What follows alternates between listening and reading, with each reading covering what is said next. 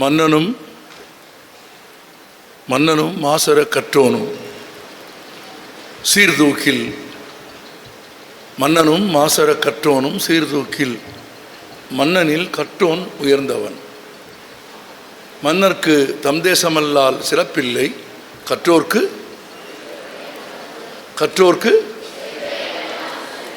இந்த கடைசி வரி எல்லோருக்கும் தெரியும். ஈற்றடி. முழு பாடல் என்ன சொல்லுகிறது என்றால், ஒரு புறத்தில் ஒரு நாட்டை ஆளும் அரசன், இன்னொரு புறத்தில் சிறந்த முறையில் கல்வி கற்ற ஒருவன். இந்த இருவரையில் யார் உயர்ந்தவர் என்று 1800 ஆண்டுகளுக்கு முன்பு தமிழ் பாடுகிறது. ஒரு புறத்தில் அரசன், இன்னொரு புறத்தில் நன்கு கற்றவன். மன்னனும் மாசற கற்றோனும் சீர்தூக்கில் நிறுத்து பார்த்தால் மன்னனில் கற்றோன் சிறந்தவன். ஏனென்றால் மன்னர்க்கு தம் தேசமல்லால் சிறப்பில்லை. அரசன் எந்த நாட்டின் அரசனோ அந்த நாட்டிலே தான் போற்றப்படுவான்.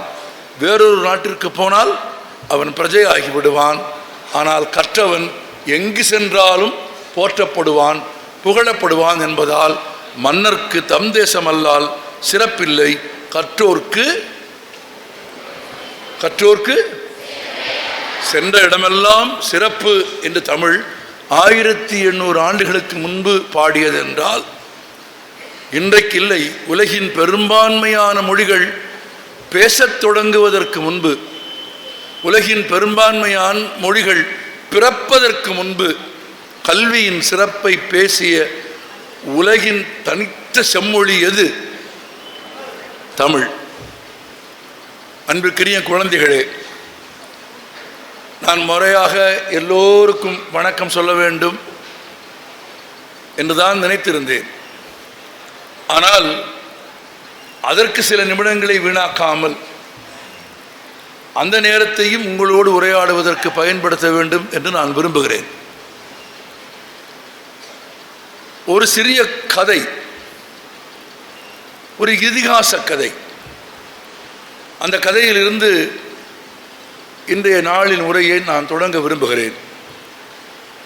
நான் கேள்வி கேட்கிற போது நீங்கள் எல்லோரும் இணைந்து பதில் சொன்னால் நான் மகிழ்வேன். ஆசிரியர் பேசுகிற போது சொன்னார், நீங்கள் கவனித்திருக்கலாம், தனியாக செய்வதை விடவும் கூட்டாக நண்பர்களோடு இணைந்து செயல்பட்டால் மிகுந்த வெற்றியை பெற முடியும் என்று சொன்னார். அது உண்மைதான். நான் செய்வதை நீ செய்ய முடியாது. ஆங்கிலத்திலே ஒரு பழமொழி இருக்கிறது, நான் செய்வதை நீ செய்ய முடியாது, நீ செய்வதை நான் செய்ய முடியாது, ஆனால் நாம் செய்வதை யாரும் செய்ய முடியாது. வாசகம் இருக்கு. அது கூட்டு செயல்பாடு. ஆனால் கூட்டு செயல்பாட்டிலும் கூட தனித்திறன்களுக்கு முக்கியத்துவம் உண்டு. தனித்திறன்கள் என்றால் என்ன? தனித்திறன் என்பதை எப்படி புரிந்து கொள்வது? ஒரு இதிகாச கதை எனக்கு கற்றுக் கொடுக்கிறது. அந்த கதைக்குள் போவதற்கு முன்பு நான் மிக முக்கியமாக உங்களுக்கு என்னை பற்றி சொல்ல விரும்புகிறேன். என்னை பற்றிய அறிமுகங்களை எல்லாம் நீங்கள் மறந்து விடுங்கள். நான் இப்போது என்னை பற்றி சொல்கிறேன். திரைப்பட நடிகர், திரைப்பட இயக்குனர், ஆவணப்பட தயாரிப்பாளர், பேச்சாளர், எழுத்தாளர் எல்லாவற்றையும் மறந்து விடுங்கள். என்னை பற்றி நான் சொல்கிறேன். நான் ஒரு ஏழை குடும்பத்தில் பிறந்த ஏழை பையன்,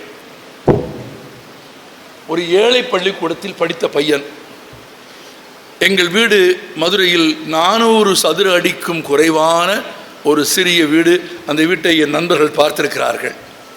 400 சதுர அடிக்கும் குறைவான சிறிய வீடு. 400 சதுர அடிக்கும் குறைவான அந்த சிறிய வீட்டில் 13 பேர் குடியிருந்த வீடு அது. அன்றைக்கு வீடு சிறியதாக இருந்தது, உள்ளங்கள் பெரியதாக இருந்தது. இன்றைக்கு வீடுகள் பெரிதாகிவிட்டது, உள்ளங்கள் சிறியதாகிவிட்டது. 13 பேர் குடியிருந்த சின்ன புரண்டு படுப்பதற்கு இடம் இருக்காது.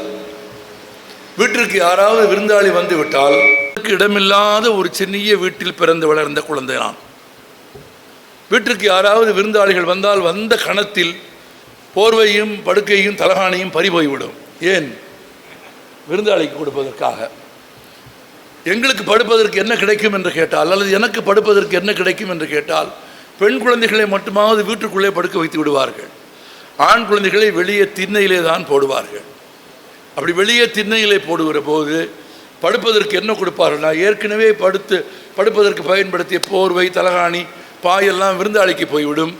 எனக்கு படுப்பதற்கு எங்கள் அம்மா அவங்க முத நாள் கட்டியிருந்த புடவையைத்தான் கொடுப்பார்கள். குழந்தைகளே, நான் சொல்கிறேன், நான் உலகத்தின் 19 நாடுகளுக்கு போயிருக்கிறேன். மிக உலகுயர்ந்த படுக்கைகளில் படுத்திருக்கிறேன். ஆனால் கொஞ்சம் வேர்வையும் ஈரமும் அழுக்கும் நிறைந்த அம்மாவின் புடவையை விடவும் சிறந்த ஒரு படுக்கையை நான் என் வாழ்நாளில் பார்த்ததில்லை. நான் ஏன் இதை நன்றியோடு சொல்கிறேன் என்றால், அந்த சின்னஞ்சிறிய வீடு வாசிப்பதற்கான புத்தகங்களோடு இருந்த வீடு. 12 வயதில் 13 வயதில் நான் பொன்னியின் செல்வனை படித்து முடித்திருந்தேன். 13 வயதில் நான் பொன்னியின் செல்வனை படித்து முடித்திருந்தேன். 16 வயதில் நான் புதுமை பித்தனை படிக்க ஆரம்பித்து விட்டேன். எங்கள் வீட்டில் பாரதி இருந்தார், பட்டுக்கோட்டை இருந்தார், பாரதிதாசன் இருந்தார், தாகூர் இருந்தார். வீட்டில் வயதான பாட்டியிலே இருந்து எல்லோரும் எல்லா சந்தர்ப்பத்திலும் ஏதேனும் ஒரு புத்தகத்தை படித்து கொண்டே இருந்தார். இதை நான் சொல்வது உங்களுக்கு அல்ல, மேலே உட்கார்ந்திருக்கிறவர்களுக்கு. பெற்றோர்கள் எப்போதும் வாசிக்கிறவர்களாக இருந்தால் குழந்தைகளும் வாசிக்கிறவர்களாக இருப்பார்கள். குறைந்தபட்சம் பெற்றோர்கள் வாசிப்பது போல நடித்தால் கூட போதும். நம்ம புத்தகத்தை தலைகீழாக வைத்துக்கொண்டு படிப்பது போல நடித்தால் கூட போதும், பிள்ளைகள் படிக்க ஆரம்பித்து விடுவார்கள். தொலைக்காட்சி பெட்டியை பார்த்து கொண்டு அலைபேசியில் பேசிக்கொண்டு குழந்தைகள் படிக்க வேண்டும் என்று பெற்றோர்கள் விரும்பினால் அது படிப்பதற்கான சூழலாக இருக்காது. பள்ளிக்கூடம் வீடு போல இருக்க வேண்டும் என்பது எவ்வளவு முக்கியமோ, பள்ளிக்கூடம் வீடு போல இருக்க வேண்டும் என்பது எவ்வளவு முக்கியம், அவ்வளவு முக்கியம் வீடு பள்ளிக்கூடம் போல இருக்க வேண்டும். இந்த நிபந்தனைகள் இல்லாமல், இந்த வாழ்க்கை முறை இல்லாமல் ஒருவர் வெற்றி பெறவே முடியாது. வெற்றி என்பது எளிதானது அல்ல, எளிதாக வராது. இந்த மேடையில் பாரதி கிருஷ்ணகுமார் நிற்கிறேன் என்றால், எனக்கு கல்வி கொடுத்த, என்னை உயிர்ப்பித்த, எனக்கு உணவு கொடுத்த என் பெற்றோர்களை விடவும் முக்கியமான 2 பேர் இருக்கிறார்கள். எழுத்தறிவித்தவன் என்று நீங்கள் சொன்னது போல 5 வயதில் பள்ளிக்கூடத்திற்கு போய் சேர்ந்தேன். நான் சேர்ந்து படித்த பள்ளிக்கூடமும் ஒரு ஏழை பள்ளிக்கூடம் தான், கூரை பள்ளிக்கூடம் தான். ஊரில் எங்கே மழை பெய்தாலும் அந்த பள்ளிக்கூடத்திற்கு மழை பெய்யும். நான் மழைக்காக பள்ளிக்கூடத்திற்கு ஒதுங்கியதில்லை, நான் ஒதுங்கிய பள்ளிக்கூடத்திற்கு மழை பெய்தது. ஆனால் அந்த சின்ன பள்ளிக்கூடத்தில் என் பிஞ்சவர்களை பிடித்து தமிழும் ஆங்கிலமும் பிழையில்லாமல் எழுதவும் பேசவும் கற்றுக் கொடுத்த என் ஜோசப் வாத்தியாரும் லில்லி டீச்சரும் இல்லாமல் பாரதி கிருஷ்ணகுமார் என்கிற மனிதன் உருவாகவே இல்லை. நான் சம்பாதித்த புகழை, நான் பெற்றிருக்கிற புகழை என்னை யார் பாராட்டினாலும் அதை யார் காலடியிலாவது சமர்ப்பிக்க வேண்டும் என்றால், யார் காலடியில் சமர்ப்பிப்பாய் என்று கேட்டால் என் பெற்றோர்களின் காலடியில் கூட அல்ல, என் ஜோசப் வாத்தியாரும் என் லில்லி டீச்சரும் தேவரக்கம் சாரின் கால்களிலே தான் நான் பெற்ற புகழை சமர்ப்பித்தேன். அவர்கள்தான் எனக்கு தமிழ் பேச, ஆங்கிலம் பேச, எழுத படிக்க கற்றுக் கொடுத்தார்கள். ஆனால் அவர்கள் எல்லோருக்கும் ஒன்று போல தான் கற்றுக் கொடுத்தார்கள். ஆனால் எல்லோரும் இந்த இடத்திற்கு வந்தார்களா என்ற ஒரு கேள்வி வருகிறது. அந்த கேள்விக்கான விடையை ஒரு கதை சொல்கிறது. உங்களுக்கு தெரிந்த கதை தான், மகாபாரதம். தெரியுமா? தெரியும். மகாபாரதத்தில் பஞ்சபாண்டவர்கள் எத்தனை பேர்? இத்தனை பேர் இருக்கீங்க, சத்தம் கம்மியாக இருக்கே. ஆனால் மதியானம் சாப்பாடு போட்டதாக சொன்னீங்களே, இடையில பாதாம் பேல் வேற குடிச்சிருக்கீங்களே, அவ்வளவுக்கு பிறகு சத்தம் கம்மியாக இருக்கே. அப்படின்னா என்ன அர்த்தம்னா, ஒரு 150 பேர், ஒரு 200 பேர் மட்டும் சொல்கிறீங்க, மிச்ச பேர் நம்ம ஏன் சொல்லணும்னு உட்கார்ந்துருக்கீங்க. அந்த அணுகுமுறை தவறு. வாய் திறந்து பேச, மனதில் நினைப்பதை சொல்ல, பொதுவாக நிகழ்க்கப்படுகிற ஒரு குரலில் என் குரலும் இருக்க வேண்டும் என்கிற ஈடுபாடும் விருப்பமும் இருக்கிறவர்கள் தான் வெற்றி பெறுவார்கள்.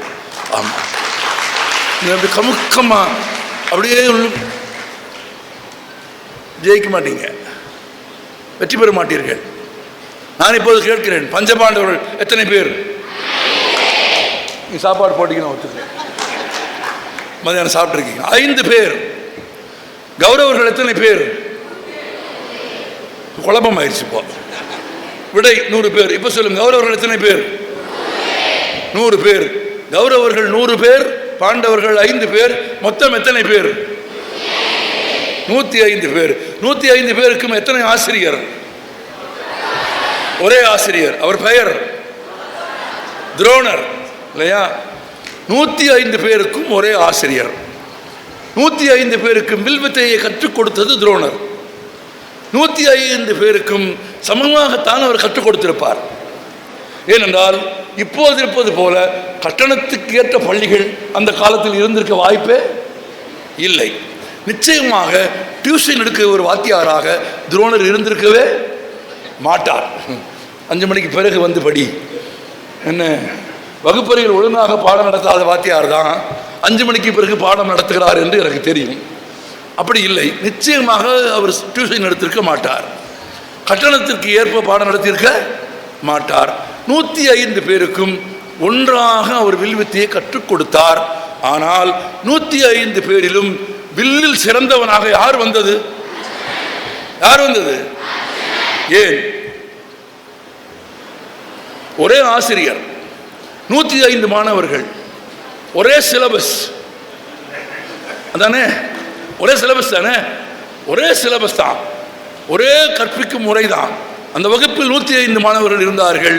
105 பேரில் ஒருவன் தான் வில்லில் சிறந்தவனாக வந்தான் என்றால் அந்த கதையை படிக்கிற போது ஒரு கேள்வி வருகிறது. எல்லோருக்கும் அவர் ஒன்றாக கற்பித்தும் வேறு எவரும் பெறாத திறனை, புகழை, வில்லுக்கு விஜயன் என்கிற பெயரை அர்ஜுனன் மட்டும் எப்படி பெற்றான் என்றால் அதற்கான விடையையும் மகாபாரதம் சொல்லுகிறது. எப்படி சொல்கிறது? ஒரு துணை கதையில் சொல்கிறது. 105 பேருக்கும் ஒரு நாள் பாடம் நடத்தி கொண்டிருந்தார் துரோணர். அரசகுமார்கள் தானே. வில்வித்தை. தூரத்தில் தொலைவில் ஒரு மரத்தில் தாழ்ந்த கிளையில் ஒரு பறவை பொம்மை கட்டப்பட்டது. ஒரு கோடு போட்டு 105 பேரை நிற்க வச்சுட்டார். அம்பெடுத்து நான் ஏற்றி வில்லில் முறுக்கி இழுத்து அந்த பறவை பொம்மையை என்ன செய்யணும்? அடிக்கணும், வீழ்த்தணும். தர்மனை கூப்பிட்டார். இப்போ ரொம்ப முக்கியம், மரத்தில் பறவை கட்டப்பட்டிருக்கிறது, வீழ்த்தப்பட வேண்டியது பறவை என்றால் இங்கிருந்து பார்க்குறவனுக்கு மரம் தெரியணும்ல. முதல்ல மரமே தெரியலன்னா துரோணர் கேட்டார், தர்மா மரம் தெரிகிறதா? தெரிகிறது. கிளைகள், இலைகள் தெரிகிறது. அந்த தாழ்வாக கட்டப்பட்டிருக்கிற மரத்தில் இருக்கிற பறவை பொம்மை தெரிகிறதா? தெரிகிறது. அடி. தர்மன் அடித்தான். இலக்கு தவறி விட்டது. அறிவில் சிறந்த சகாதேவனால் அதை வீழ்த்த முடியவில்லை. வலிமையில் சிறந்த பீமனால் அதை வீழ்த்த முடியவில்லை. துரியோதனன், துச்சாதனன், விகர்ணன் யாராலும் அதை வீழ்த்த முடியவில்லை. அர்ஜுனன் ஒருவன் தான் வீழ்த்தினான். ஏன் தெரியுமா? துரோணர் கேட்டார், அம்பை நாணில் ஏற்றி அந்த பறவை பொம்மையை வீழ்த்துவதற்காக இழுத்த போது எல்லோரையும் கேட்ட அதே கேள்வியை அர்ஜுனனையும் பார்த்து துரோணர் கேட்டார். அர்ஜுனா மரம் தெரிகிறதா என்று கேட்டார். அர்ஜுனன் சொன்னான், இல்லை. மரமே தெரியவில்லையா உனக்கு? இல்லை, தெரியவில்லை. அதன் கிளைகள் தெரியவில்லை, அதன் அழகிய பூக்கள் தெரியவில்லை, அதில் இருக்கிற கிளைகள், கனிகள் இல்லை, எனக்கு எதுவும் தெரியவில்லை. பிறகு என்ன தெரிகிறது எனக்கு? நான் வீழ்த்த வேண்டும் என்று நீங்கள் சொன்ன அந்த பறவை பொம்மை மட்டும்தான் தெரிகிறது என்று சொன்னார். துரோணர் சொன்னார், எங்கே? விடு அம்பை என்றால் அம்பு எங்கே போய் பாய்ந்தது? பறவை பொம்மையின் உடலில் பாய்ந்தது என்றால் ஒரே ஆசிரியர் ஒரே பாடத்திட்டத்தில் ஒரே சமயத்தில் 105 பேருக்கு கற்றுக் கொடுத்த போது 104 பேர் பெறாத வெற்றியை அர்ஜுனன் பெற்றதன் காரணம், அர்ஜுனன் மற்ற எதையும் பார்க்கவில்லை, தான் அடைய வேண்டிய இலக்கை மட்டும் பார்த்தான். உங்களுக்கு சொல்கிறேன், 10ஆம் வகுப்பில் அதிக மதிப்பெண்கள் பெற்று இன்னொரு பள்ளிக்கூடத்து வாசலில் போய் நான் கேட்குற குரூப்பு கொடுங்க அப்படின்னு பிச்சை எடுக்காமல், கையேந்தாமல், விரும்புகிற பிரிவை கூப்பிட்டு கொடுக்கிற இடத்தை பெற்று வாழ்க்கையில் உயர வேண்டும் என்று விரும்பினால் இந்த தேர்வில் நான் வெல்வேன், அதிக மதிப்பெண்கள் பெறுவேன் என்கிற ஒற்றை இலக்கு தவிர வேறு இல்லாமல் இருந்தால் வெற்றி பெறுவீர்கள்.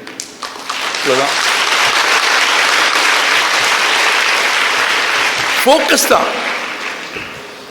நான் சயின்ஸ்ல இருந்து ஒரு காலம் சொல்ல, மகாபாரதம் அந்த காலத்து கதை சார். மகாபாரதம் நான் நிகழ்காலத்து உதாரணம் சொல்கிறேன். இந்த உலகத்திலேயே அதிக ஒளி தரக்கூடியது எது? சூரியன். ஆமா. அதிக வெப்பமானது எது? சூரியன். சூரியனுக்கு உச்சியில் சூரியன் நிற்கிற போது ஒரு காகிதத்தை கொண்டு போய் சூரியனுக்கு முன்பு காட்டினால் எரியுமா எரியாதா? எரியுமா எரியாதா? எரியாது. ஒரு காகிதத்தை நேரடியாக எரிக்கும் வல்லமை உலகத்திலேயே மிக வெப்பமான, மிகத்திலேயே மிக ஒளி பொருந்திய சூரியனால் கூட ஒரு சாதாரணமான 0.58 டெசிமல் எடையுள்ள காகிதத்தை எரிக்க முடியாது. ஆனால் அந்த காகிதத்துக்கும் சூரியனுக்கும் நடுவில் என்ன? ஒரு லென்ஸ். என்ன லென்ஸு? குவி லென்ஸ், ஃபோக்கஸ்.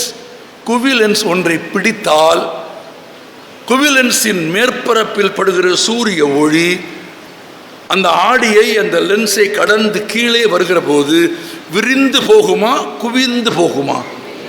குவிந்து போய் ஒரு புள்ளியில் சூரிய வெளிச்சம் காகிதத்தில் விழுந்தால் காகிதம் என்ன ஆகும்? காகிதம் என்ன ஆகும்? இன்னும் எரியும் 7 பேர் தான் தெரியுமா? 70 பேர் தான் தெரியுமா? காகிதத்தில் போய் விழுந்தால் என்ன ஆகும்? சத்தமா சொல்லுங்க, இன்டராக்ட் பண்ணுங்க. எரியும். எப்போது எரிகிறது? அது சூரிய வெப்பத்தை ஒரு ஆடியின் வழியாக குவிக்கிற போது அதுவரையில் காகிதத்தை எரிக்கும் ஆற்றல் இல்லாத சூரிய வெளிச்சத்திற்கு அது எரியும் ஆற்றல் வருகிறது என்றால், ஆற்றல் பெறுவதற்கான காரணம் ஒரு புள்ளியில், ஒரு குவி மையத்தில் சூரிய வெப்பத்தை நீங்கள் தேக்குகிற போது அது ஒன்றை எரிக்கும் ஆற்றலை பெறுகிறது என்றால், உங்கள் கவனம் ஒரு குறிப்பிட்ட திசையில், ஒரு குறிப்பிட்ட பாதையில் இருக்குமானால் வெற்றியை தவிர வேறு வழி கிடையாது.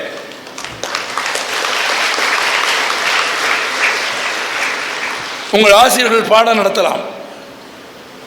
என்னை மாதிரி இன்னும் 10 பேர் வந்து பேசலாம். இவரை போல 10-15 ஆசிரியர்கள் வகுப்பெடுக்கலாம். திரு சின்னப்பனை போலவர்கள் தமிழ்நாடு பூராவில் இருந்து ஒரு 600 பேரை திரட்டி உட்கார வைத்து ஒரு வகுப்பெடுக்கலாம். ஆனாலும் யார் என்ன செய்தாலும், யார் எதனை செய்தாலும் தன் பசிக்கான உணவை யார் சாப்பிட வேண்டும்? தான் தான் சாப்பிட வேண்டும். அதிலும் நீங்கள் என்ன பருவத்தில் இருக்கிறீர்கள்? 10 பருவம். ஐக்கிய நாடுகள் சபை 18 வயதுக்கு கீழே இருக்கிறவர்களை குழந்தை என்று வரையறை செய்கிறது. ஆனால் இந்த சமூகத்தில் நீங்கள் குழந்தைகளா? இல்லை. சட்டம் வேண்டுமானால், சர்வதேச சமூகம் வேண்டுமானால் 18 வயதுக்கு கீழே இருக்கிற எல்லாம் குழந்தை என்று சொல்லலாம். ஆனால் 12 வயது 13 வயதை தாண்டி 2ஆம் நிலை மாற்றங்கள் என்று உடலியல் சொல்லுகிற மாற்றங்கள் உடலில் நிகழ்ந்த பிறகு பருவம் எய்தி முகத்தில் அரும்புகள் போல பரு மொய்த்து கை இடுக்குகளில், உடல் இடுக்குகளில் ரோமம் முளைக்க ஆரம்பித்து குழந்தை பருவத்திலே இருந்து 10 பருவத்திற்கு மாறுகிற பருவத்திலே நீங்கள் இருக்கிறீர்கள். இந்த பருவத்தில் கவனம் சிதறாமல் படிப்பது என்பது மிக மிக முக்கியமானது. நான் 1-2 சில எளிய பயிற்சிகளை குழந்தைகளே உங்களுக்கு சொல்கிறேன். உங்களுக்கு அறிமுகம் இல்லாத, உங்களுக்கு தெரியாத, அது பாரதி கிருஷ்ணகுமாராக இருந்தாலும் சரி, யாராக இருந்தாலும் சரி, எவராக இருந்தாலும் சரி, உங்களுக்கு தெரியாத, அறிமுகம் இல்லாத புதிய நபர்கள் உங்களை தொட்டு பேசுவதற்கு ஒருபோதும் அனுமதிக்காதீர்கள். அவர் தொட்ட பிறகு அது குட் டச்சா பேட் டச்சா? No touch, no touch. வேறுபாடு புரிகிறதா உங்களுக்கு? குட் டச்சா பேட் டச்சா கண்டுபிடிக்கிறதா எதுனா கொஸ்டின் பேப்பரா? அவர் தொட்டதுக்கு பிறகு அவர் குட் டச்சா பேட் டச்சா கிடையாது. நோ டச், தொடாத. உங்கள் குடும்பத்தில் உங்கள் உறவினர்களிலேயே நம்பிக்கைக்குரியவர்களை மட்டும் தொட அனுமதியுங்கள். நம்பிக்கைக்குரியவர்கள் மட்டும். அந்த தொடுதலில் வேறுபாடு இருந்தால் அது யாராக இருந்தாலும் அந்த கையை வலிமையாக அடியுங்கள். சிங்கம் போல சீரிடணும். சொல்லக்கூடாது. காலை மிதிச்சா என்ன செய்வீங்க? காலை மிதிச்சா என்ன செய்வீங்க? என்ன செய்வீங்க சொல்லுங்க?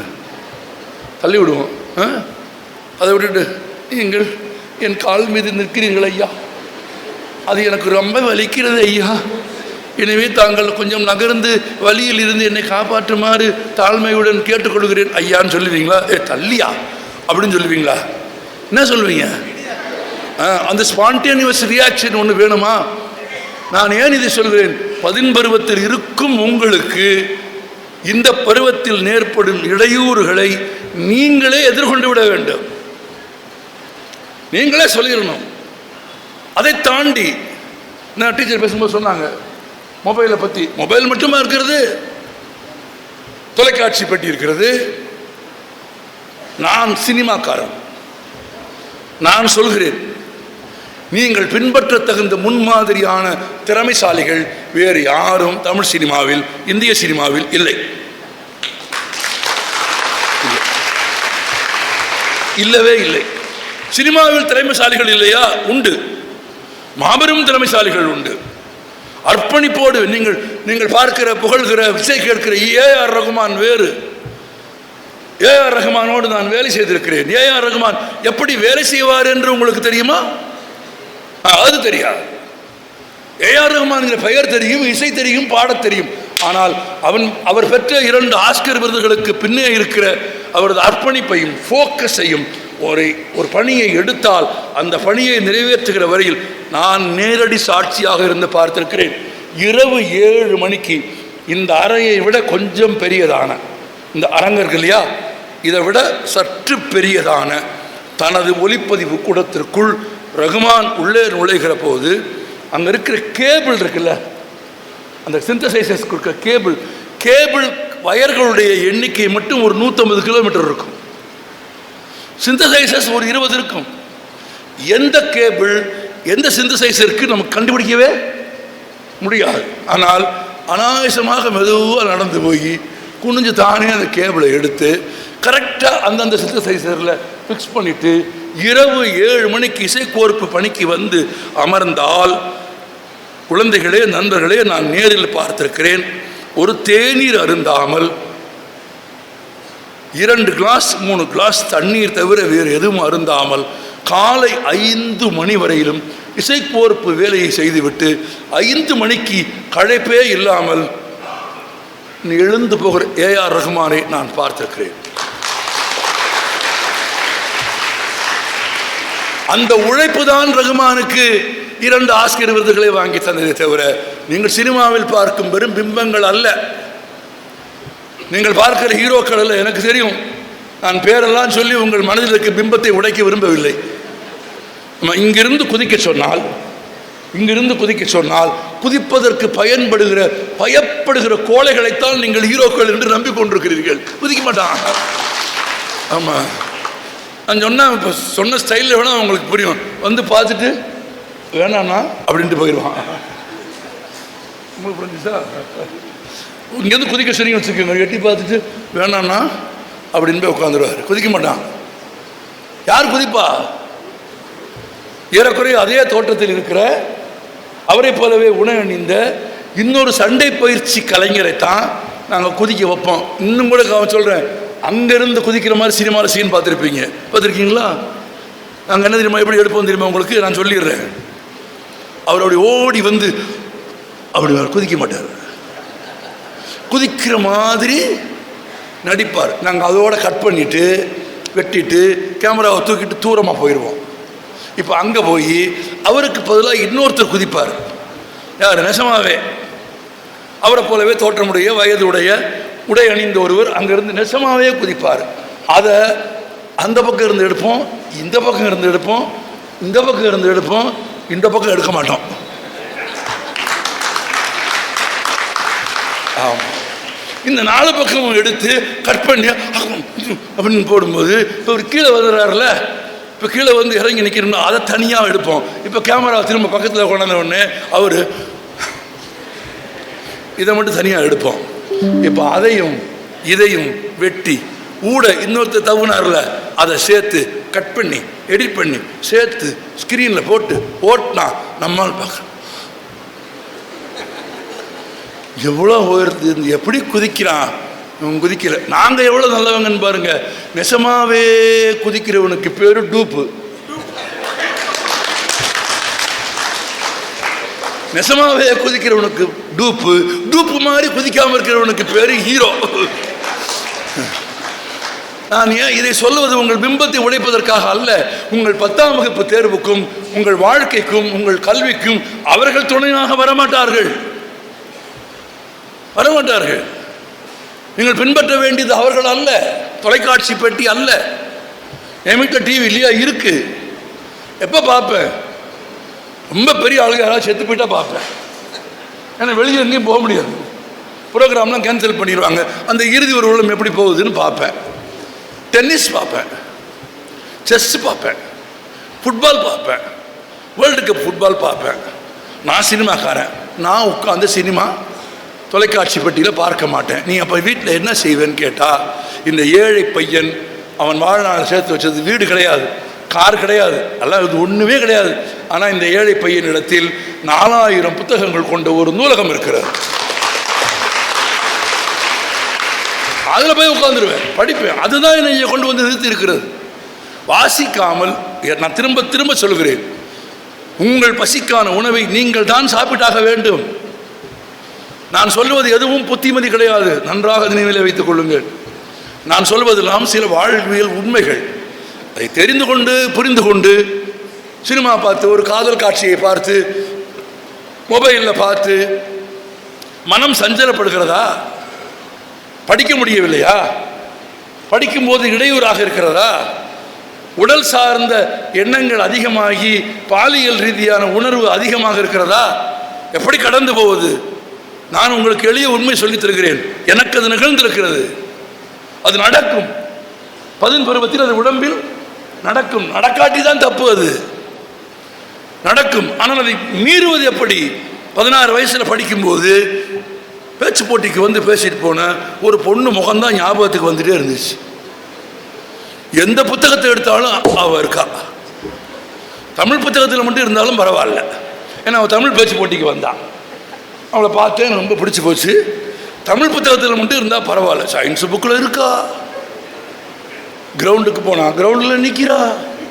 சைக்கிள் ஓட்டினா ரோட்டில் வந்து நிற்கிறா. ஒன்றுமே செய்ய முடியல. ஒரு 5 நாள் 6 நாள் படிப்பே ஓடலை. பெரிய டென்ஷன் ஆகி போச்சு. என்ன பண்ணுறதுன்னு தெரியல. எங்கள் ஆசிரியர் இருந்தார்,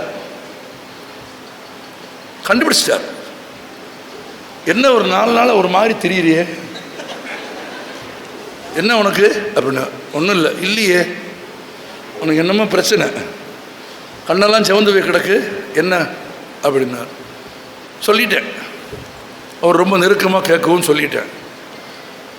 அவர் ஒரு வழி சொல்லி கொடுத்தார். மனம் தன் கட்டுப்பாடுகளை மீறி படிக்காமல், படிப்பதை பற்றி சிந்திக்காமல் வேறு எண்ணங்களில் அலைபாய்கிற போது, தம்பி ஒன்றும் செய்யாதே, தொடர்ந்து படிக்க முயற்சிக்காது, புத்தகத்தை மூடி வைத்து விட்டு எழுந்து போய் அம்மாவின் மடியில் 5 நிமிடம் படுத்துக்கொள். அம்மாவின் அருகாமை, தங்கையின் அருகாமை, அக்காவின் அருகாமை, அப்பாவின் நெருக்கம் காமத்தை கொல்லும். முறையற்ற எண்ணங்களை கட்டுப்படுத்தும். அப்போ தனியாக போய் கதவை போட்டக்கூடாது. அப்போ தனியாக போய் கதவை போட்டிக்க கூடாது. அப்போ மொபைல் எடுத்துகிட்டு போய் உட்காரக்கூடாது. மொபைலை பார்க்கவே கூடாது. என் நண்பர்களை கேட்டு பாருங்கள் நீங்கள். நான் ஒரு தேசிய செமினாருக்கு போனால், ஒரு நிகழ்ச்சி நேற்று மாலை பெரம்பலூர் புத்தக திருவிழாவில் பேசினேன். மாலை 5:45 மணி நான் மேடைக்கு போகும்போது, 5:45 மணி நிகழ்ச்சி முடித்து விட்டு நான் கீழே இறங்குகிற போது மணி 10:45.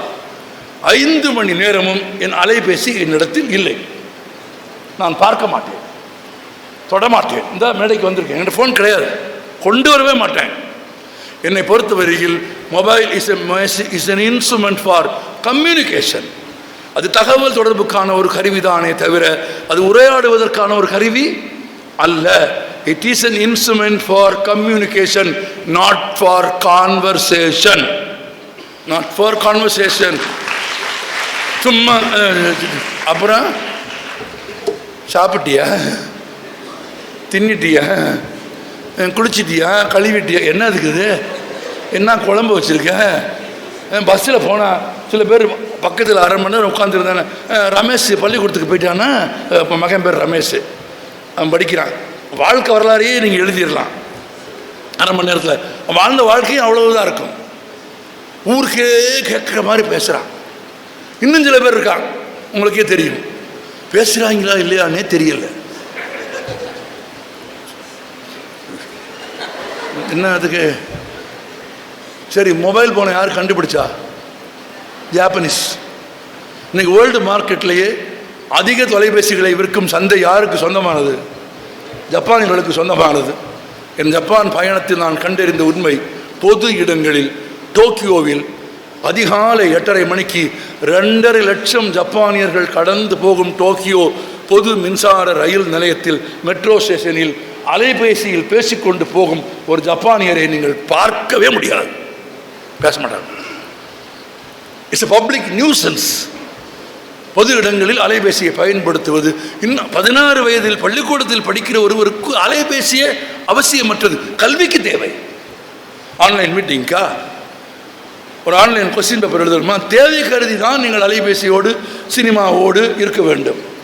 நான் சினிமாவே வேண்டாம் என்று சொல்ல மாட்டேன். பொழுதுபோக்குக்கான இடம் வாழ்க்கையில் உண்டு. ஆனால் அது உங்கள் வாழ்க்கையை பாழடிக்கிற அளவுக்கான பொழுதுபோக்காக மாறிவிடக்கூடாது. மனதை கட்டுப்படுத்திக் கொள்வது, வாசிப்பது. இன்னொரு விஷயமும் சொல்லித் தருகிறேன், மனப்பாடம் பண்ணுவது கடினமான செயல் அல்ல. பொருள் புரிந்து படித்தால் எளிதில் மனப்பாடம் செய்யலாம். இன்னும் ஒரு ரகசியம் சொல்கிறேன், பொருள் புரிந்து படித்தால் மனப்பாடம் செய்ய வேண்டிய அவசியமே இல்லை. அது தானே போய் மனதில் அமர்ந்து கொள்ளும். பொருள் புரியாமல் படிக்கிறது தான் தப்பு. நீங்கள் இப்போ படிப்பான் சில பேர் பார்த்துருக்கீங்களா? நான் முந்தி குடியிருந்த வீட்டில் ஒருத்தர் இருந்தான். அவனை மாதிரி படிக்கிற ஒருத்தரை நான் பார்த்ததே கிடையாது. ஆமாம், நான் காலையில் 5:30 மணிக்கு 6 மணிக்கு பால் வாங்க போவேன், படிச்சுட்டு இருப்பான்.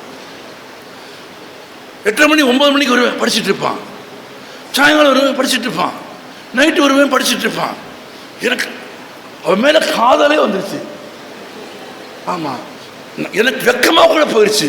இவ்வளோ புஸ்தகம் வச்சுருந்து நம்ம 1 மணி நேரம் 1/2 மணி நேரம் தான் படிக்கிறோம். ஒரு சமூகம் இப்படி படிக்கிறானே. ஒன்று போகும்போது வரும்போதெல்லாம் அப்படின்ட்டு போவேன். அப்படி இல்லை, ஆனால் படிப்பான். நானே பார்த்துருக்கேன். சில பேர் பார்த்துருக்கீங்களா? 1882ஆம் ஆண்டு 1882ஆம் ஆண்டு சின்னசாமி இருக்கும், சின்னசாமி இருக்கும், லட்சுமி அம்மாளுக்கும், லட்சுமி அம்மாளுக்கும் மகனாக பாரதியார் செத்தார். ஒரு நாளும் பிறக்க மாட்டார். முதல்ல இது எவ்வளோ தப்பான பாடம்னு பார்த்துக்கங்க. நீ முதல்ல படிக்கவே கூடாது. 1882ஆம் ஆண்டு சின்னசாமி இருக்கு, சின்னசாமி இருக்கு எப்படி பிள்ளை பிறக்கும்? உனக்கு என்னடா நீ, சின்னசாமி இருக்கும், லட்சுமி அம்மாளுக்கும் பிறக்காது. எப்படி படிக்கணும்? இப்போ நீ படிக்கும்போது 1882ஆம் ஆண்டு சின்னசாமி ஐயருக்கும் லட்சுமி அம்மாளுக்கும் மகனாக பாரதியார் எட்டயபுரத்தில் பிறந்தார் என்று சொல் என்பது பொருள் குறித்தது என்று தொல்காப்பியம் சொல்வதை மனதில் வைத்துக்கொண்டு வாசிக்கிற ஒரு சொல்லுக்கும் என்ன பொருள் என்று உணர்ந்து வாசித்து படித்தால் அது மனனமாவது கடினமானதே அல்ல. எளிதில் மனனமாகிவிடும். எளிதில் மனனமானால் தேர்வில் வெற்றி பெறுவது மிக மிக எளிது. ஆனால் தேர்வுக்கு தயாரிக்கிற போது நான் இன்னொன்றையும் சொல்கிறேன், வாழ்க்கை என்பது ஒரு ஓட்டம். நீங்கள் ஓட துவங்கி இருக்கிறீர்கள். யாரோ ஒரு பெற்றோர் சொன்னார், கோபமாக சொன்னார், இங்கேருந்து இவ்வளோ கஷ்டப்பட்டு இவ்வளோ கூட்டிட்டு நல்லா சொன்னார். எனக்கு அவர் சொன்னார், என்னை விட அவர் நல்லா பேசினார். இவ்வளோ கஷ்டப்பட்டு கூட்டு பின்னால் உட்காந்து பேசிக்கிட்டு என்னத்தை அப்படின்ட்டார். உண்மைதான் அது. நீங்கள் ஒரு கணம் யோசித்து பாருங்கள். நான் கேட்டேன் காலையில் என்னை வரவேற்பதற்காக அழைப்புதல் தருவதற்காக வந்த திரு சின்னப்பன் அவர்களோடு நாங்கள் காலையில் விடுதியில் ஒரு அரை மணி நேரத்திற்கு மேல் பேசிக் கொண்டிருந்தோம். நான் யாரோடு பேசப் போகிறேன் என்று கேட்டேன். அவர் சொன்னார், 12,000 பேருக்கு தேர்வு வைத்தோம். 12,000 பேரில் திறனறி தேர்வில் 100க்கு 100 மதிப்பெண் பெற்ற தமிழகத்தின் அனைத்து பகுதிகளில் இருந்தும் 600 தகுதி திறனும் வாய்ப்பும் வெற்றியும் பெற்ற குழந்தைகளை கொண்டு வந்து நிறுத்தி இருக்கிறோம் என்று சொன்னார்.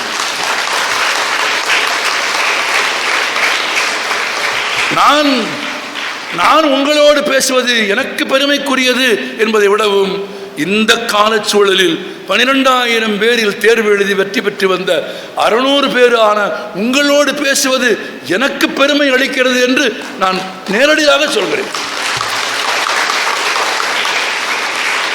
இந்த வெற்றியை நீங்கள் அவருக்கு என்ன தேவை? அவருக்கு என்ன தேவை? இப்படி தமிழகம் முழுவதும் இருந்து திரட்ட வேண்டும் என்ன என்று தேவை? நான் சாதாரணமாக எங்கூர் பாஷையில் சொல்கிறேன், ஒரு நாள் பூரா எதுக்கு கட்டி மேய்க்கணும்? எதுக்கு கட்டி மேய்க்கணும்? இதோ 90 மதிப்பெண்களை பெறுவார். அந்த இடத்திற்கு 85 மதிப்பெண்களை பெறும் நிலையில் இருக்கும் ஒரு குழந்தைக்கு கொஞ்சம் சிறுமளவு அப்படி ஊதிவினால் அந்த குழந்தை எளிதில் 100ஐ எட்டிவிடும் என்றால், அதை எட்டிவிடக்கூடிய குழந்தைகளாக இருக்கிற நீங்கள் அதை எட்டினால் +1 +2வில் நீங்கள் விரும்புகிற பிரிவை தேர்ந்தெடுத்து படிக்க முடியும். இன்னொரு எளிய உண்மையை புரிந்து கொள்ளுங்கள். +2 தேர்வு முடிக்கிறது. எத்தனை லட்சம் பேர் எழுதுகிறார்கள் சார்? 10 லட்சம் பேர். சின்ன மேத்தமெட்டிக்ஸ் போட்டு பார்த்துக்கங்க. 10 லட்சம் பேர் +2 தேர்வு எழுதுகிறார்கள். குறைந்தது 6 லட்சம் பேர் வெற்றி பெறுகிறார்கள். வைத்துக் கொள்வோம் 60%. 6 லட்சம் பேர் வெற்றி பெறுகிறார்கள். ஆனால் தமிழ்நாட்டில் 6 லட்சம் பேருக்கான இளங்கலை இடங்கள் இல்லை, கிடையாது. +2 முடிச்சுட்டு காலேஜுக்கு போறதா இருந்தா இங்க 6 லட்சம் பேர் பாஸ் பண்ணா அங்க 6 லட்சம் சீட் இருக்கணும்ல? இல்ல, அங்க கம்மியா இருக்கு. அப்ப யாருக்கு சீட் கொடுப்பாங்க? இருக்கிறதுலே எவன் கெட்டிக்காரனோ எவன் கூட மார்க் வாங்கியிருக்கானோ அவனுக்கு தான் கொடுப்பாங்க. தொடர்ந்து மேற்கொண்டு படிக்க வேண்டும் என்று விரும்பினால், தொடர்ந்து வெற்றி பெற வேண்டும் என்று விரும்பினால் ஓடித்தான் ஆக வேண்டும். ஒரு அறிவியல் உண்மையை புரிந்து கொள்ளுங்கள், கடைசியாக வருவதற்கு கூட ஓடத்தான் வேண்டும். ஐ ஆம் தி லாஸ்ட், அப்பவும் ஓடித்தான் வரணும். அப்படி ஓடியா வந்து கடைசியாக வர்றதுக்கு முதலிடத்தை பெறுவதற்கான ஓட்டத்தை கூட 4, 5, 8 எடுத்து வைத்தால் வெற்றி பெற முடியும் என்று இருக்கிறது என்றால் அறிவியல் பூர்வமாக சிந்தியுங்கள். நீங்கள் 12,000 பேரில் தேர்ச்சி பெற்ற 600 குழந்தைகள் என்பதற்காக உங்களுக்கு சொல்கிறேன். உங்கள் உழைப்பிலே தான், உங்கள் கவனத்திலே தான், உங்கள் ஈடுபாட்டிலே தான் நீங்கள் வெற்றி பெற முடியும். பெற்றோர்கள் துணை நிற்க முடியும், ஆசிரியர்கள் துணை நிற்க முடியும். சோறு கட்டி கொடுக்கலாம், சோறு கட்டி கொடுக்கலாம். சிந்தாம யார் சாப்பிட்றது? நம்ம தான் சாப்பிடணும். உங்க தனிப்பட்ட உழைப்பு, ஈடுபாடு, நாம் தான் இதை செய்தாக வேண்டும், இது நமது பணி, கவனம் முழுவதையும் இதிலே தான் திருப்ப வேண்டும். சினிமா வேணாம் கொஞ்ச நாளைக்கு. வென்றவர்களை தான் உலகம் ஒப்புக்கொள்கிறது, தோற்றவர்களின் பக்கம் உலகம் இல்லை. நான் இன்னொன்று சொல்லட்டுமா உங்களுக்கு? +2 முடித்து விட்டு போதுமான மதிப்பெண்கள் பெறாமல் மேற்படிப்பை தொடர முடியாமல் 12 ஆண்டு கல்வியை மட்டும் முடித்துவிட்டு எங்கு வேலை கிடைக்கும் என்று தேடி அலைந்து சாதாரணமான கொரியர் நிறுவனங்களிலும் வீடுகளுக்கு உணவு வந்து கொடுக்கும் ஸ்விக்கி பாய்களாக வேலை செய்கிற பையன்களை, அதை விடவும் நான் நேர்மையாக சொல்கிறேன், சாராய கடைகளில் குடிகாரர்களுக்கு வேலை செய்கிறவர்களாக கல்வி பெறாத குழந்தைகள் வேலை செய்வதை நீங்கள் பார்த்திருக்கிறீர்களா இல்லையா? நீங்கள் என்னவாக போகிறீர்கள்? நீங்கள் எந்த இடத்துக்கு போக போகிறீர்கள்? உங்கள் பெற்றோர்களின் கண்ணீரும் வியர்வையும், நான் சொன்னேனே ஒரு சினிமாக்காரன் உயரத்தில் இருந்து குதிக்க முடியாது என்று சொன்ன போது வேறொருவர் குதித்தார்னு சொன்ன ஞாபகம் இருக்கா? அவர் பேர் என்ன? டூப்பு, சண்டு மாஸ்டர். நான் ஒரு படத்தில் வேலை செஞ்சேன். 30 அடி உயரம். அவர் மேலே இருந்து குதிக்கணும். நாங்கள் கீழே பெட்டு கீட்டு எல்லாம் போட்டு வச்சுருப்போம். ஒரு சிறு காயம் கூட ஏற்படாமல் இருக்க வேண்டும் என்பதற்காக என்னென்ன செய்யணுமோ அவ்வளோ செஞ்சுருப்போம். நான் இணை இயக்குனருக்கு அடுத்த இடம் 4 கேமரா இருக்கு. ஒரு கேமரா பாயிண்டில் நான் நிற்கிறேன். அந்த ஆள் மேலே நிற்கிறான் 30 அடி. அப்படி இன்னொரு முக்கியமான விஷயம், நாங்கள் ஸ்டார்ட் சொல்லி ஆக்ஷன் சொன்ன உடனே அவர் குதிக்கணும். அந்த குதிக்கிறதுல 2 செகண்டு 3 செகண்டு 4 செகண்டு லேட் ஆயிடுச்சுன்னா, கேமராவை ஸ்டார்ட் பண்ணுற லேட் ஆனாலோ அல்லது அவர் வேகமாக குதிச்சிட்டாலோ மறுபடியும் இன்னொரு தடவை குதிக்கணும். நான் நேர்மையாக சொல்கிறேன். அப்படியே அப்படி நிற்பேன். நான் சாமியே கும்பிட மாட்டேன். எனக்கு அப்பா அம்மா தான் சாமி, அன்னையும் பிதாவும் முன்னேறி தெய்வம். அதுக்கு மேலே தெய்வமே பரிசில் வீட்டில் இந்த என் நண்பர்கள்ட்ட யார்கிட்ட வேணா கேட்டுங்க, அப்பா அம்மா படம் தவிர வேறு எந்த படம் இல்லை. காலையில் எழுந்திரிச்சா பெரியவங்க படத்தை தான் கும்பிடுவேன். அவங்ககிட்ட தான் வெளியே போனால் கூட அவங்க இல்லைன்னா கூட போயிட்டு வரேன்னு சொல்லிட்டு போவேன். ஏன்னா அவங்க தான் உயிர் கொடுத்தாங்க, உணவு கொடுத்தாங்க எனக்கு. எங்கள் அப்பா அம்மாவை நான் கும்பிடுறேன். அந்த ஆள் நல்லபடியாக, ஆமாம், ஒன்றும் இல்லை, ஒரு காரில் போகும்போது ஒரு ஆம்புலன்ஸ் போனால் கூட நான் கும்பிடுவேன். ஆமாம், கும்பிடுவேன். ஒரு நிமிஷம் அப்படியே கையை வச்சுட்டு கும்பிடுவேன். யாரோ ஒருத்தர் போகிறாரு, அவர் தான் அந்த வீட்டுக்கு சம்பாரித்து போடுற ஆளாக இருந்தால், அவர் தான் அந்த வீட்டுக்கு எல்லாத்துக்கும் சமைச்சு போடுற தாயாக இருந்தால், இதோ அவங்க பத்திரமா போயிட்டு பத்திரமா திரும்பி வரணும்னு ஒரு நிமிஷம் நான் வேண்டிக்குவேன். நான் அப்படி வேண்டிக்கிறேன், அடிபடாமல் இந்த சீன் எடுக்கணும். குதிச்சார். சீன் நல்லா வந்துருச்சு. எல்லோரும் கை தட்டிட்டோம். என்கிட்ட உட்கார்ந்தார். அண்ணா வாங்க உட்கார். 2 பேரும் சேர்ந்து ஒரு காப்பி சாப்பிட்டோம். எனக்கு பொறுக்காமல் நான் கேட்டேன் அவர்கிட்ட, என்ன வேற வேலை பார்க்கக்கூடாதா? ஏன்னா ஒரு கணம் தவறுனா தலையிலையோ முதுகெலும்பிலையோ அடிபட்டா என்ன ஆகும்? இவ்வளவு ரிஸ்காக ஒரு வாழ்க்கை எதுக்குண்ணே, வேற ஏதாவது வேலை பார்க்கக்கூடாதா அப்படின்னு கேட்டேன். அவர் சொன்னார், பிகே சார், வேற வேலை எதுவும் தெரியாது. ஏன்னா படிக்கலை. இப்போ நான் ஏன் உயிரை பணையம் வச்சு குதிக்கிறேன்? எனக்கு தெரியும், இந்த படத்தோட ஹீரோவுக்கு 3 கோடி ரூபா சம்பளம் கொடுப்பாங்க. உயிரை பணையம் வச்சு குதிக்கிற அந்த ஆளுக்கு 30,000 ரூபா கொடுப்பாங்க. இப்போ ஏன் தெரியுமா இதை குதிக்கிறேன்னா, பொம்பளை பிள்ளை சாலி கிராமத்தில் +2 படிக்குது, பையன் 10th படிக்கிறான். 2ஐயும் படிக்க வச்சு கரையேற்றுற வரைக்கும் உயிரை கையில் வச்சுட்டு குதிப்பேன் அப்படின்னு ஒரு தகப்பன் சொன்னான். நான் சொல்கிறேன், எனக்கு தெரியாது.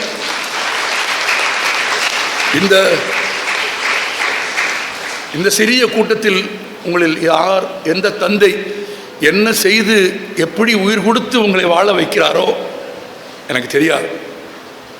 இந்த சிறிய கூட்டத்திலும் கூட தகப்பன் இல்லாத ஒரு குழந்தை இருக்கும். இந்த சிறிய கூட்டத்தில் கூட ஒரு தாயில்லாத குழந்தை இருக்கும். இந்த சிறிய கூட்டத்தில் கூட ஒரு தாயும் தகப்பனும் இல்லாத குழந்தை இருக்கும். உங்கள் பெற்றோர்களின் கண்ணீரும் குருதியும் வியர்வையும் உங்கள் கால்களில் பாய்ந்துதான் நீங்கள் வளர்கிறீர்கள் என்பதை மறந்து விடாதீர்கள். அதை நினைவில் வைத்துக் கொண்டாலே படிப்பீர்கள். அதை நினைவில் வைத்துக் கொண்டாலே அவர்களுக்கு எதிர்காலத்தில் நீங்கள் செய்ய வேண்டிய கடமைகளுக்காக படிப்பீர்கள். இந்த உணர்வு ரொம்ப முக்கியம். அறிவியலுக்கு தான் இடம். நான் பேச அம்மா அப்பா உறவு நட்பு எல்லாம் நான் பேசுறது எல்லாமே யதார்த்தமான உண்மைகள், சயின்டிபிக் ட்ரூத். அறிவியல் தான், அறிவியல் பூர்வமாக சிந்தி. நான் இவ்வளோ சொல்கிறேன். ஒரு கேள்வி கேட்குறேன் உங்களை, உலகின் மிகப்பெரிய பணக்காரர் யார்?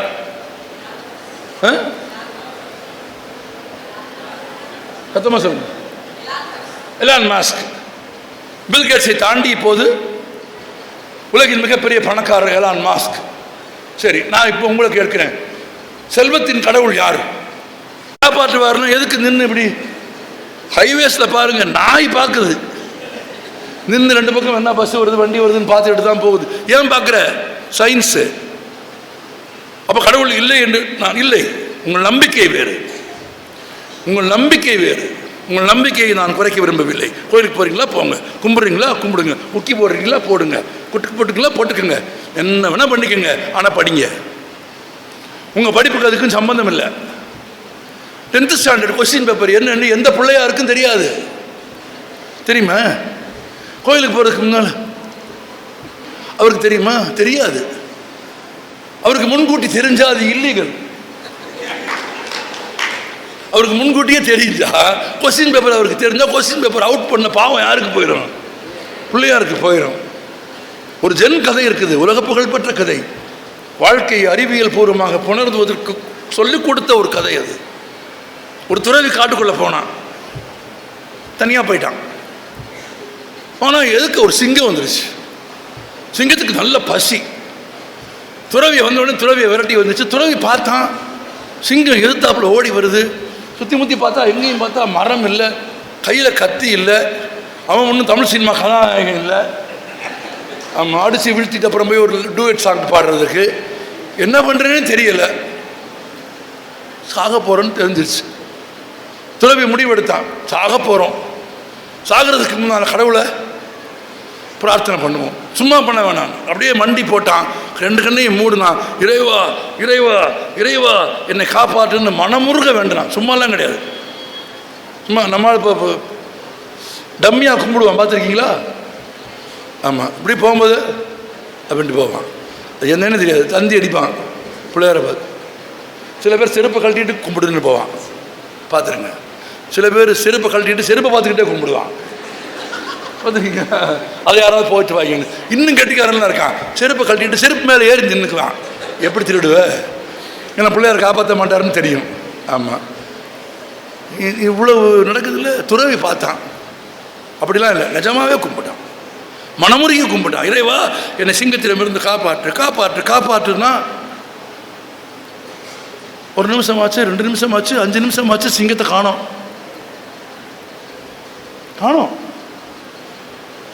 கண்ணை திறந்து பார்க்கவும் பயமா இருக்கு.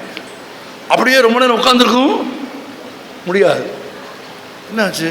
அது வந்த வேகத்துக்கு நமக்கு அதுக்கு இருந்த தூரத்துக்கு இந்நேரம் மேலே விழுந்து கவ்வி இருக்கணுமே.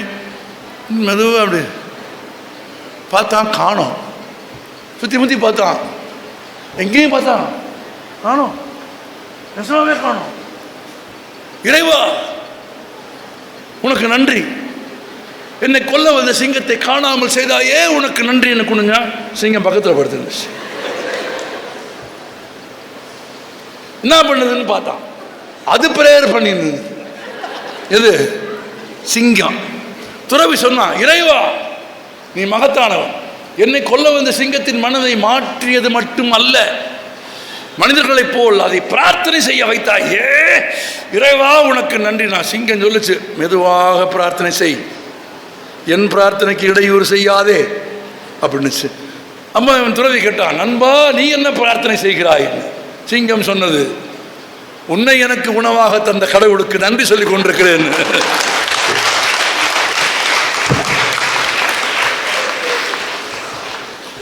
ஆனால் கதை இங்கே முடியல. இது ஒரு உலக புகழ்பெற்ற ஜென் கதை. ஜப்பானிய பௌத்த ஞானத்தின் உச்சியில் போய் நின்று உலகத்திலே தங்கள் கதைகளால் தத்துவங்களால் விளக்கிய மாபெரும் ஜென் குருமார்கள் எழுதிய கதை. இந்த கதை எங்க முடியல. உன்னை எனக்கு உணவாக தந்த கடவுளுக்கு நன்றி சொல்லிக் கொண்டிருக்கிறேன் என்று சிங்கம் சொன்னது. கதை அங்க முடியல. அடுத்த வரி பாவம் கடவுள் என்று கதை முடிந்தது. புரியுதா? இப்ப கடவுள் சிங்கத்தின் பக்கம் நிற்பாரா, துறவியின் பக்கம் நிற்பாரா? சொல்லுங்க, யார் பக்கம் நிற்பார்? குழந்தைகளே, நான் உங்களுக்கு சொல்கிறேன், யார் வலிமையானவர்களோ அவர்கள் பக்கம் கடவுள் நிற்பார். யாரிடம் ஆயுதம் இருக்கிறதோ, யாரால் வெல்ல முடியுமோ அவர்களின் பக்கம் கடவுள் நிற்பார். ஏனென்றால் கடவுள் தான் தோற்பதை ஒருபோதும் விரும்புவதில்லை. வெற்றி பெற்றவர்களின் பக்கம் போய் கடவுள் நின்று கொள்வார். நீங்கள் வெற்றி பெற்றவர்களாக இருந்தால் கடவுள் உங்களோடு வருவார். இல்லாவிட்டால் கடவுளும் உங்களை கைவிட்டு விடுவார். வெற்றி பெறாத மனிதனின் நிழல் கூட அவனோடு வராது. வெற்றி பெறாதவனின் நிழல் கூட அவனோடு வராது. அது அவனை விட்டு விலகி போய்விடும்.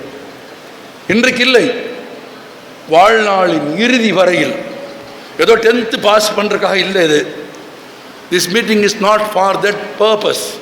அதை நடத்தினவங்களும் சொல்லிட்டாங்க, நானும் சொல்றேன். இதில் மதிப்பெண் பெற வேண்டுமா? ஆம், பெற வேண்டும். இது யானை பசிக்கு சோளப்பொரி. யானை பசிக்கு சோளப்பொரி. நீங்கள் தீர்மானம். வேற ஒருத்தவங்க மைக்கில் வந்து இங்கே பேசினாங்க. கருத்து யார் அது? 5 சொல்லுவேன்னு. நீங்கள் தான் அங்கே திரும்பி பின்னால் பார்க்குறீங்க. நீங்கள் தான் கடைசியாக என்ன சொன்னீங்க? 5ல் கடைசியா? சத்தமாக சொல்லுங்க. எஸ், ஐ ஆம் தி வின்னர். நான் வெல்வேன், வெற்றி பெறுவேன் என்பது 10ஆம் வகுப்பு தேர்வுக்கானது மட்டுமல்ல, +2 தேர்வுக்கானது மட்டுமல்ல. நாளைக்கு போட்டி தேர்வு போது வேலைக்கு போனால், வேலைக்கு போன இடங்களில் இன்டர்வியூக்கு போனால் எத்தனை பேர் ஏன் தோத்து போறான்? பதில் சொல்ல தெரியல. கேட்குற கேள்விக்கு பதில் தெரியும், ஆனால் சொல்ல தெரியல, பயம். அவன் இன்டர்வியூவில் கேட்குறான், வாட்ஸ் யுவர் நேம் அப்படின்னு. Sir Subramani sir. இந்த சுப்பிரமணி தான் 50 வருஷம் 20 வருஷமா எல்லாரும் கூப்பிட்டுருக்கான். ஒருவேளை பதில் தெரியாத கேள்வி எதை கேட்குறாருன்னு வைங்க. ஆமாம், ஏதோ ஒரு கேள்வி கேட்குறாரு, பதில் தெரியாத கேள்வியை கேட்டார். சார் எனக்கு தெரியல சார் அப்படின்னு சொல்கிறது ஒன்று. ஒன்றுமே சொல்லாமல்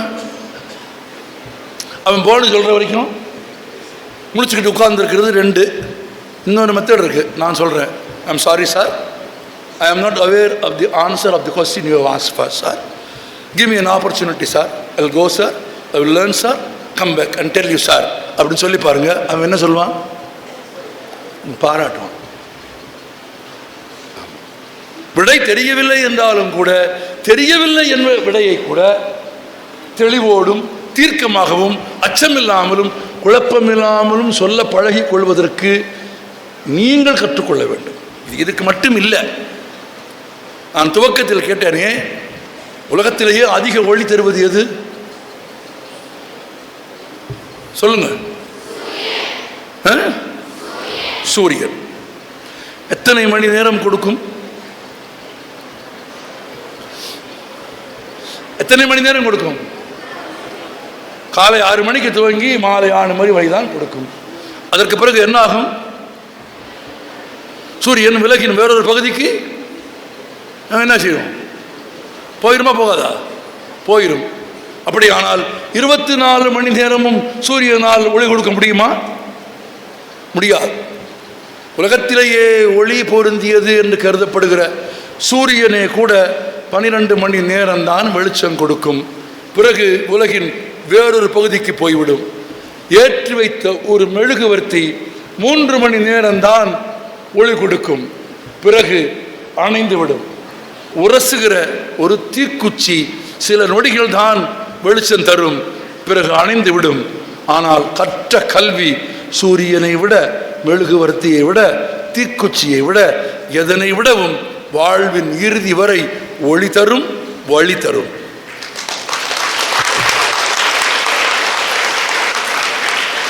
நான் விரும்புகிறேன், நான் உங்களிடத்தில் கேட்டுக்கொள்கிறேன், இந்த 12,000 பேரில் வென்று தேர்ச்சி பெற்ற நீங்கள் இந்த தேர்வில் வென்று, அடுத்து வரும் தேர்வுகளில் வென்று, இன்னும் ஒரு 10 ஆண்டுகளுக்கு பிறகு, நான் சொன்னேன்னா காலையில் 2035ஆம் ஆண்டில் 10 ஆண்டுகளுக்கு பிறகு நீங்கள் தான் இந்த திறனறி போட்டியில் வென்ற நீங்கள் தான் தமிழ்நாட்டில் மருத்துவர்களாக, மாவட்ட ஆட்சியாளர்களாக, பொறியாளர்களாக, எழுத்தாளர்களாக, மாபெரும் கலைஞர்களாக, ஆமாம், இந்த மண்ணின் எதிர்காலத்தை காப்பாற்றுகிற உங்கள் பெற்றோர்களையும் உங்கள் குழந்தைகளையும் பேணி காக்கும் புதிய தலைமுறை பெற்றவர்களாக நீங்கள் வளர வேண்டும் என்று நீங்கள் வணங்கும் எல்லா தெய்வங்களையும் உங்களுக்காக நான் வணங்குகிறேன்.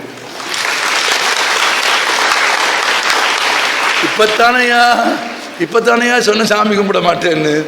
ஏன்? நான் கும்பிட மாட்டேன். உங்களுக்கு நம்பிக்கை இருப்பதால் உங்களுக்காக நீங்கள் வணங்கும் எல்லா தெய்வங்களிடத்திலும் நான் வேண்டிக் கொள்கிறேன். ஏன்னா எதற்காகவும் தன்னிடத்தில் வேண்டிக் கொள்ளாத ஒரு நாத்திகன் வந்து வேண்டுகிற போது வந்து நம்மக்கிட்ட நின்றுட்டான், இவன் கேட்கறத செஞ்சு கொடுப்போம் என்று கடவுள் உடனே செய்து கொடுத்து விடுவார் என்று ஒரு செய்தி இருப்பதால் உங்களுக்காக நான் பிரார்த்திக்கிறேன். காலம் அனுமதித்தால், வாழ்க்கை அனுமதித்தால் 10 ஆண்டுகளுக்கு பிறகு தமிழ்நாட்டில், இந்தியாவில், உலகத்தின் உயர்ந்த நிறுவனங்களில், உயர்ந்த பதவிகளில், உயர்ந்த மனிதர்களாக மீண்டும் உங்களை நான் சந்திப்பேன்.